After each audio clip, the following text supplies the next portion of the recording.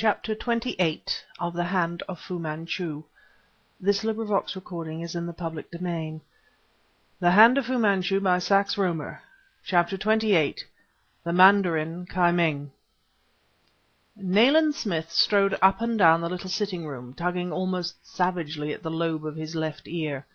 To-night his increasing greyness was very perceptible, and with his feverishly bright eyes staring straight before him, he looked haggard and ill, despite the deceptive tan of his skin. "Petrie," he began in his abrupt fashion, "I am losing confidence in myself." "Why?" I asked in surprise. "I hardly know. For some occult reason I feel afraid." "Afraid?" "Exactly, afraid. There is some deep mystery here that I cannot fathom. In the first place, if they had really meant you to remain ignorant of the place at which the episodes described by you occurred, they would scarcely have dropped you at the end of Portland Place." "You mean—" "I mean that I don't believe you were taken to the Chinese Legation at all. Undoubtedly you saw the Mandarin Ming. I recognize him from your description." "You have met him, then?" "No, but I know those who have. He is undoubtedly a very dangerous man, and it is just possible—" He hesitated, glancing at me strangely. "It is just possible," he continued musingly, "that his presence marks the beginning of the end. Fu Manchu's health may be permanently impaired, and Ming may have superseded him." "But if what you suspect, Smith, be only partly true, with what object was I seized and carried to that singular interview? What was the meaning of the whole solemn farce?" "Its meaning remains to be discovered," he answered, "but that the Mandarin is amicably disposed I refuse to believe. You may dismiss the idea. In dealing with Ming, we are to all intents and purposes dealing with Fu Manchu. To me this man's presence means one thing. We are about to be subjected to attempts along slightly different lines." I was completely puzzled by Smith's tone. "You evidently know more of this man Ming than you have yet explained to me," I said. Nayland Smith pulled out the blackened briar and began rapidly to load it. "He is a graduate," he replied, "of the Lama College, or monastery, of Rushan. This does not enlighten me." Having got his pipe going well— "What do you know of animal magnetism?" snapped Smith.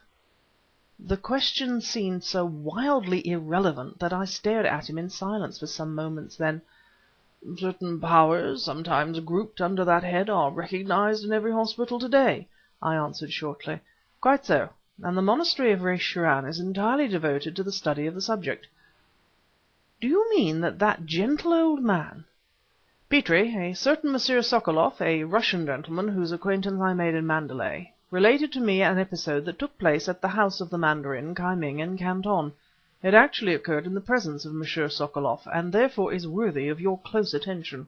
He had had certain transactions with Ming, and at their conclusion received an invitation to dine with the Mandarin. The entertainment took place in a sort of loggia or open pavilion, immediately in front of which was an ornamental lake with numerous water lilies growing upon its surface. One of the servants, I think his name was Lai, dropped a silver bowl containing orange flower water for pouring upon the hands, and some of the contents lightly sprinkled Monsieur Sokolov's garments." Ming spoke no word of rebuke, Petrie. He merely looked at Lai with those deceptive, gazelle-like eyes. Lai, according to my acquaintance's account, began to make palpable and increasingly anxious attempts to look elsewhere rather than into the mild eyes of his implacable master. Monsieur Sokoloff, who, up to that moment, had entertained similar views to your own respecting his host, regarded this unmoving stare of Ming's as a sort of kindly, because silent, reprimand. The behavior of the unhappy Lai was speedily served to disabuse his mind of that delusion. Petrie, the man grew livid. His whole body began to twitch and shake as though an ague had attacked him, and his eyes protruded hideously from their sockets. Monsieur Sokoloff assured me that he felt himself turning pale, when Ming very slowly raised his right hand and pointed to the pond. Lai began to pant as though engaged in a life and death struggle with a physically superior antagonist. He clutched at the posts of the loggia with frenzied hands, and a bloody froth came to his lips. He began to move backward, step by step, step by step, all the time striving with might and main to prevent himself from doing so. His eyes were set rigidly upon Ming, like the eyes of a rabbit fascinated by a python. Kai Ming continued to point. Right to the brink of the lake the man retreated, and there for one dreadful moment he paused and uttered a sort of groaning sob. Then clutching his fists frenziedly, he stepped back into the water and immediately sank among the lilies. Kai Ming continued to gaze fixedly at the spot where bubbles were rising, and presently up came the livid face of the drowning man, still having those glazed eyes turned immovably upon the mandarin. For nearly 5 seconds that hideous distorted face gazed from amid the mass of blooms, then it sank again and rose no more. "What?" I cried. "Do you mean to tell me?" Kai Ming struck a gong, another servant appeared with a fresh bowl of water, and the mandarin calmly resumed his dinner. I drew a deep breath and raised my hand to my head. "It is almost unbelievable," I said, "but what completely passes my comprehension is his allowing me to depart unscathed, having once held me in his power. Why the long harangue and the pose of friendship?" "That point is not so difficult." "What?" "That does not surprise me in the least. You may recollect that Dr. Fu Manchu entertains for you an undoubted affection, distinctly Chinese in its character, but nevertheless an affection. There is no intention of assassinating you, Petrie. I am the selected victim." I started up. "Smith, what do you mean?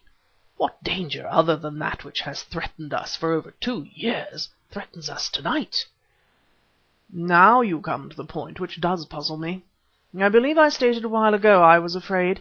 You have placed your finger upon the cause of my fear. What threatens us tonight?" He spoke the words in such a fashion that they seemed physically to chill me. The shadows of the room grew menacing, the very silence became horrible. I longed with a terrible longing for company, for the strength that is in numbers. I would have had the place full to overflowing, for it seemed that we two, condemned by the mysterious organization called the Si Fan, were at that moment surrounded by the entire arsenal of horrors at the command of Dr. Fu Manchu. I broke that morbid silence. My voice had assumed an unnatural tone. "Why do you dread this man Kai Ming so much?" "Because he must be aware that I know he is in London." "Well?" "Dr. Fu Manchu has no official status. Long ago his legation denied all knowledge of his existence, but the Mandarin Kai Ming is known to every diplomat in Europe, Asia and America also. Only I, and now yourself, know that he is a high official of the Si Fan. Kai Ming is aware that I know. Why, therefore, does he risk his neck in London?" "He relies upon his national cunning." "Petrie, he is aware that I hold evidence to hang him, either here or in China. He relies upon one thing, upon striking first and striking surely. Why is he so confident? I do not know. Therefore I am afraid." Again a cold shudder ran icily through me, a piece of coal dropped lower into the dying fire, and my heart leapt wildly. Then, in a flash, I remembered something. "Smith," I cried, "the letter! We have not looked at the letter!" Nayland Smith laid his pipe upon the mantelpiece and smiled grimly. From his pocket he took out a square piece of paper and thrust it close under my eyes. "I remembered it as I passed your borrowed garment, which bears no maker's name, on my way to the bedroom for matches," he said.